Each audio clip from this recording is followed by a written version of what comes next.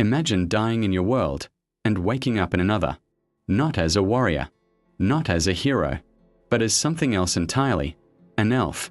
Her silver hair glowed in the moonlight, her reflection unrecognizable. The hands were slender, delicate, her voice melodic and alien. And yet, inside that graceful body, beat the panicked heart of someone who was never meant to be here. This is the story of how I died, and how I was reborn as an elf. It happened on a Tuesday. Funny, isn't it?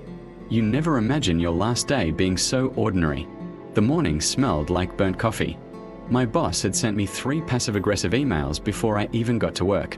And the subway was as crowded as ever, faces buried in glowing screens, no one daring to look each other in the eye. I was 26, average in every way. No heroic dreams, no tragic backstory, just another anonymous soul drifting in the grey tide of city life. If I had known it was my last day, maybe I would have done something different. Maybe I would have looked at the sky longer. Maybe I would have told my mom I loved her. Maybe I would have smiled at the stranger across from me instead of pretending not to notice. But death doesn't send invitations. I remember the screech of tires, a flash of metal, and pain, blinding, instant, overwhelming. Then silence. When I opened my eyes, I wasn't lying on the asphalt. I wasn't anywhere familiar. Instead, I was floating in a vast white void. No ceiling, no floor, just endless emptiness stretching in all directions. My body was gone. Or maybe it was still there, back on the street, broken and bleeding. A voice echoed in the void, soft, melodic, not quite male or female. Your time has ended. But your journey is not over. I tried to speak, but no sound came out. My words were thoughts, bleeding into the whiteness. Who are you? The voice didn't answer directly. This world is dying. Another must be born. You will cross the veil. You will awaken where your soul is needed most. And then, without warning, I fell. No sky, no ground, just falling, like being dropped through the fabric of reality itself. Colors bled into view. Green, blue, the scent of moss and rain. I gasped, and the voice that came out was not mine. It was higher, softer, almost musical. I opened my eyes to find myself lying beneath an ancient oak. Its branches stretched like arms, filtering sunlight through a canopy of emerald leaves. Birdsong echoed around me, sharp, strange, and unfamiliar. I sat up. My hands caught my attention first. They were slender, pale, the fingers long and delicate, almost fragile. And then, the ears. I reached up, brushing against the pointed tips. My heart stopped. No way. My voice trembled. It was soft, feminine, alien to my ears. I scrambled to my feet, stumbling in the grass. My hair, long, silver white, spilled over my shoulders like a waterfall. This isn't real. I'm dreaming. I have to be dreaming. But the wind was too sharp, the dirt too rough under my bare feet. A stream nearby mirrored my reflection back at me. Large green eyes, angular features, ethereal beauty that could never belong to the clumsy, coffee-stained human I once was. I wasn't me anymore. I was an elf. My chest heaved as I staggered back from the water's edge. Okay, think. Last thing I remembered, the street, the screeching tires, the blinding pain, and then the white void. The voice. You will awaken where your soul is needed most. Did that mean this was it? This wasn't a dream. This was real. My stomach growled, loud, embarrassing, and incredibly human for someone supposedly reborn. Great, I muttered. I'm an elf, and I'm already starving. I scanned the forest. Trees towered like skyscrapers, their trunks thick and ancient. Moss-covered rocks in a soft, green carpet. Strange flowers glowed faintly in the shade. It was beautiful. Too beautiful. Like stepping into the background art of an anime. But beauty doesn't feed you. And I was beginning to realize just how vulnerable I was. The first encounter, a rustle in the bushes, froze me. I crouched instinctively, my bare feet sinking into damp earth. Please be a rabbit. Please be a rabbit. Instead, a girl stepped out. She couldn't have been older than 10, or at least, what I guessed 10 looked like in elf years. Her hair was golden, braided with wildflowers. Her ears poked out proudly, longer than mine. When she saw me, her eyes widened. "Elia," she whispered. I blinked. What?" The girl tilted her head. "You look different. But it's you, isn't it?" I opened my mouth, then shut it. My brain was scrambling. Who was Elia? Before I could answer, the girl grabbed my hand with surprising strength. "Come on. The elders have been worried sick. You were gone all night." And just like that, I was being dragged through the forest by a child elf who apparently knew me. The village we broke through the tree line, and my jaw dropped. An elven village spread before us, houses woven into living trees, bridges of vine and wood connecting them high above the ground. Crystal lanterns glowed with soft blue light, even in daylight. It was like something out of a fantasy RPG. Dozens of eyes turned as we entered. Tall, graceful figures with long hair and elegant clothes stopped what they were doing. Their gazes lingered on me. Whispers spread like wildfire. "She's returned. Is that really Elia?" But her aura, something feels off. I swallowed hard. The little girl puffed up proudly, pulling me forward. "See, I told you she'd come back." An older elf approached, his hair silver, his robes embroidered with golden runes. His presence radiated authority. "Elia," he said carefully, "you are unharmed." I opened my mouth. The word yes died on my tongue. What was I supposed to say?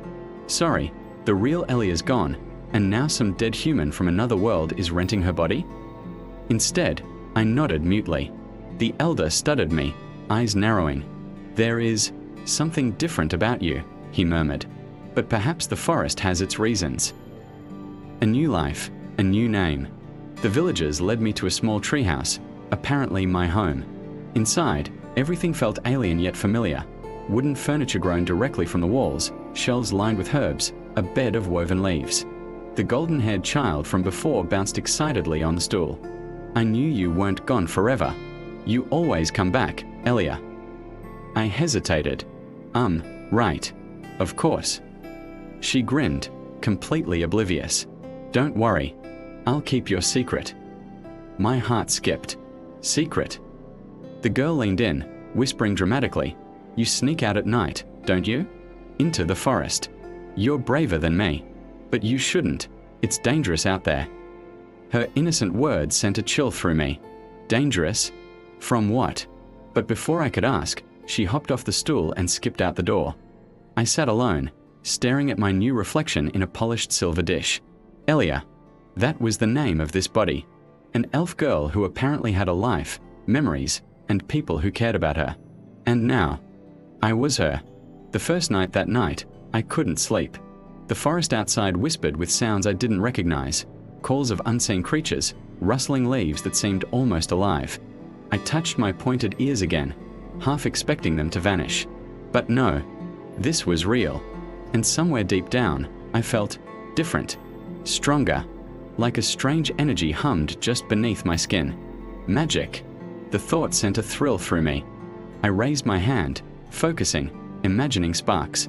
Fire. Anything. At first, nothing happened. Then, just for a second, the air shimmered, like heat waves rising from stone. I gasped, pulling my hand back. Sleep finally came, uneasy and full of dreams. Dreams of the white void. Of the voice. "You are needed." Foreshadowing morning came with golden sunlight streaming through the leaves. The village bustled quietly below, elves moving with grace I could never hope to mimic. I stood at the window, clutching the silver dish that reflected my new face. This wasn't just a second chance at life. It was something bigger. But why me? Out of all the souls in the world, why me? And what if the real Elia was still here, somewhere, watching me from the shadows of her own body? The thought made my skin crawl. Little did I know, my arrival hadn't gone unnoticed. Far beyond the village, in the depths of the forest, something stirred. Something old. Something hungry. And it knew I didn't belong here. Learning elf life. The morning after the next day began with sunlight dripping through the canopy like liquid gold. I hadn't slept much. Every time I closed my eyes, I half expected to wake back in my crumpled human body on the street. But no, the silver hair, the pointed ears, the strange energy under my skin, they were all still here. When I stepped outside, the entire village seemed to pause. Elves, tall and graceful, glanced my way as though I carried some kind of aura. Their gazes weren't unkind, but heavy, expectant. A woman approached me first, tall, with eyes the color of frost. Her robe shimmered faintly with embroidered runes. I instantly recognized her as someone important. "Elia," she said softly, "you have returned to us. The High Priestess will wish to see you." I swallowed. The High Priestess. The woman didn't answer. She simply gestured for me to follow. The High Priestess, the priestess's temple sat at the heart of the village, carved into the trunk of a massive tree so ancient its roots were thicker than houses. The air inside glowed faintly with blue light from crystals embedded in the bark.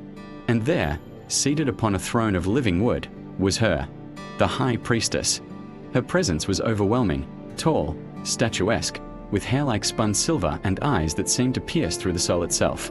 When I entered, she smiled faintly, though it didn't reach her eyes. "Elia," she said. Her voice rang like a bell. "Child of the forest, you walk among us again." I opened my mouth to reply, but her gaze silenced me. She studied me as though I were a puzzle. "And yet," she murmured, "your spirit feels altered." My stomach clenched. Did she know? Did she sense that the real Elia wasn't the one standing here? But before she could say more, another figure entered. Eldrin, the warrior. He was tall, broad-shouldered, with dark hair tied back and a long scar running across his jaw. His clothes were practical, leather armor, a bow slung across his back. The moment he saw me, his eyes narrowed. "Her aura," he said bluntly. "It's different." The High Priestess raised a hand, silencing him. "Different, yes, but not corrupted. We shall watch her closely." Eldrin's eyes never left me. I had the uneasy feeling that if I made a single wrong move, he'd happily string an arrow through my skull. Daily struggles life in the village was complicated. First problem, the food. Elves apparently had a diet of nuts, berries, roots, and something they called moon bread, which tasted like a mix between stale rice cakes and sadness. My human stomach cried for pizza, ramen, anything with flavor. Second problem, the clothes. Dresses. Flowing, elegant, beautiful dresses. Every elf girl wore them with effortless grace. I tripped on the hem at least 3 times a day. Third problem, the language. While I could somehow understand them, there were subtle words, cultural phrases, and idioms that slipped right past me. More than once, I said something that made others burst out laughing or stare at me in shock. And every time, Eldrin was there, watching me like a hawk. Lyra, the curious child. The only one who treated me normally was the little golden-haired girl I'd met first, Lyra. She followed me everywhere, chattering endlessly about the forest, the stars, and the great tales of elven heroes. "You're different now," she told me one afternoon, as we sat by the stream. "Before, you were quiet, always staring into the trees, like you were listening to something we couldn't hear. But now," she squinted, studying me, "now you feel brighter, like the forest sings louder around you." I smiled weakly. That's one way to put it. The accident, my first real disaster, happened 3 days later. The village children were practicing a simple spell, lighting a tiny flame from a crystal shard. Even Lyra could do it, giggling as a spark danced on a palm. "Come, Elia," one of the elders urged. "Surely you remember." Remember? Huh. I didn't even know how to begin. But refusing would draw suspicion. So, heart pounding, I held the shard and focused. Fire. Just think fire. To my shock, heat surged through me. Light flared. And then, boom. A wave of energy exploded outward, knocking several children into the dirt. Flames licked the walls of a nearby hut. The crowd gasped. Eldrin had his bow in his hand in an instant. "What was that?" he snapped. I stared at my trembling hands. They were smoking. I don't know. But the High Priestess only smiled faintly, as though she'd expected this. The whispering forest that night, I crept to the edge of the forest. The guilt of the explosion still gnawed at me. And then I heard it. A whisper. Not in words, but in feelings, like the trees themselves were speaking. Calling. I stepped deeper, the air thickening, the shadows shifting. At the base of an ancient tree, my hand glowed faintly, unbidden. and the whisper became clear. You are not Elia, but you are ours now. I stumbled back, heart racing. The forest itself knew the truth, but before I could process it, a shadow moved in the branches above. A pair of glowing red eyes stared down at me, and I realized I wasn't alone. Cliffhanger, the creature leapt, a blur of darkness and claws. I screamed, instinctively raising my hands. Light burst from my palms, blinding white. The creature shrieked, crashing into the ground and skittering back into the trees. When the light faded, Eldrin was standing there, bow drawn, eyes wide. He lowered his weapon slowly, staring at me as though seeing me for the first time. You, he whispered. What are you? I had no answer, but I knew one thing. This was only the beginning.